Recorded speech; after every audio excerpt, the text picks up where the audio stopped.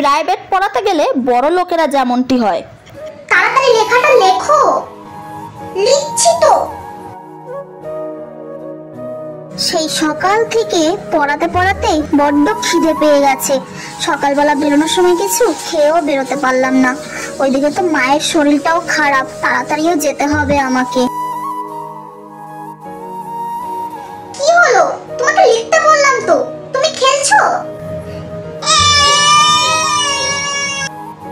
আরে আমি তো তোমাকে মারলাম না, শুধু একটু বকলাম, তাতে তো কান্না কেন করছো? থামো থামো, তোমার মা চলে আসবে তো এক্ষুনি। আরে আরে তুমি আমার বাচ্চাটাকে মারলে? হ্যাঁ ওর বাবা কোথায় লেগেছে শোনা? আমি ওর মা হয়ে এখন ওর গায়ে হাত দিই না, তুমি সামান্য প্রাইভেট পড়াতে এসে আমার মেয়েকে মারবে? কিন্তু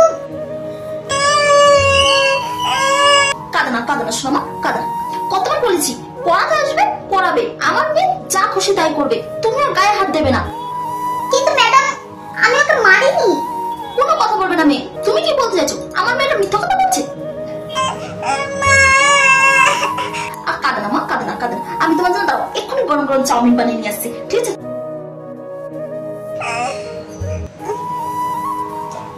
এরপর আমি মাইনেটা কিভাবে চাইবো, আর আজকে মাইনেটা না পেলে তো আমার মায়ের জন্য ওষুধও কিনতে পারবো না, আর মা ওষুধও খেতে পারবে না।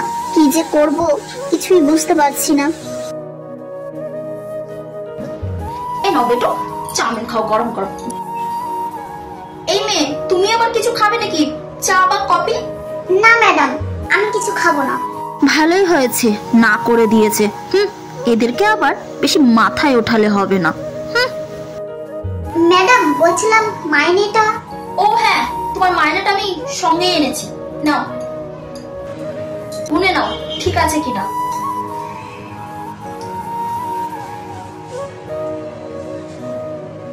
এ কি ম্যাডাম, মাত্র 300 টাকা, বাকি 200? ও হ্যাঁ, ওর বাবা বলছিল তুমি মাঝখানে কিছুদিন আসোনি, তাই সেই টাকাটা কেটে নেওয়া হয়েছে। কিন্তু ম্যাডাম সেটা তো আমার দোষ নয়, আপনারাই বেড়াতে গেছিলেন। হ্যাঁ, সেই জন্য তো মাইনেটা কাটা হয়েছে। আর শোনো, ওর সিলেবাসটা কমপ্লিট হয়নি, ওকে এখন কিছুদিন এক্সট্রা পড়িয়ে যাবে। এই টাকাতে না মায়ের জন্য ওষুধ নিয়ে যেতে পারবো, আর না সংসারে চাল ডাল নিতে পারবো। এখন আমার মা ওষুধ কি করে খাবে? কি করব এখন আমি? উফ ভগবান। প্রাইভেট পড়াতে গেলে গরিবরা যেমনটি হয়। আজকে আমরা অঙ্ক করব, ঠিক আছে? আচ্ছা দিদিমণি। কতটা কি যন্ত্রণা করছে। তোমাকে দেখেই বুঝেছি যে তোমার মাথাটা ধরেছে, তাই তো তোমার জন্য গরম গরম আলাদা চা করে নিয়ে এসেছি। নাও ধরো তো। আরে বৌদি, এইসবের কি দরকার ছিল? আরে ধরো তো আগে তুমি। কি ধকলটা না যায় বলো তো তোমার উপর দিয়ে? সেই সকাল থেকে এখন বাজছে বেলা 12টা। হ্যাঁ, এখন অব্দি কিচ্ছুটি খাওনি। আমি তো একটু চা দিলাম। হ্যাঁ বলো তো, তুমি কিছুদিন ছুটি কেন নিয়ে নিচ্ছ না বলো তো? একটুখানি বিশ্রাম নিয়ে নিতে বাড়িতে। আর বিশ্রাম না নিলে তোমারও তো একটা শরীর নাকি, যদি খারাপ হয়ে যায় তখন তো পড়াতে আসতে পারবে না। দাঁড়াও, আমি একটু কিছু বসে এসছি গ্যাসে, বুঝলে? হ্যাঁ হ্যাঁ, যোগটা করো। এই নাও দুজনের জন্য গরম গরম চাউমিন, নাও ধরো। আরে বৌদি, এইসবের কি দরকার ছিল? নে মা ধর। নাও তুমিও ধরো। তুমি শুধু ওর জন্যই নিয়ে আসতে, খালি খালি আমার জন্য আবার আনতে গেছো। তুমি চুপচাপ ধরবে। সবাই মিলে খাওয়ার মজাই আলাদা। আমিও আমারটা নিয়ে আসছি, খাও। আমার মেয়েটা খাবে আর তুমি এখানে চুপচাপ বসে থাকবে, ভালো লাগে বলো তো? আমার তো সবাই একসাথে খাবো, এটাই বেশি ভালো লাগে। খাও খাও খাও। তুমিও না বৌদি, সত্যি বেলা 12টা বাজে, সে কখন খেয়েছো কোনো ঠিকানা আছে? খিদে পায় না নাকি বুঝি? চুপচাপ খাও তো।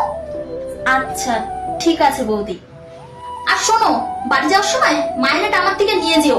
ওর বাবা 1 মাসের বেশি মাইনে দিয়ে গেছে। আমরা একটু কিছুদিনের জন্য ঘুরতে যাব, মানালি। ও আচ্ছা আচ্ছা, মানালি। তুমিও তো যেতে পারতে আমাদের সঙ্গে, চলো না।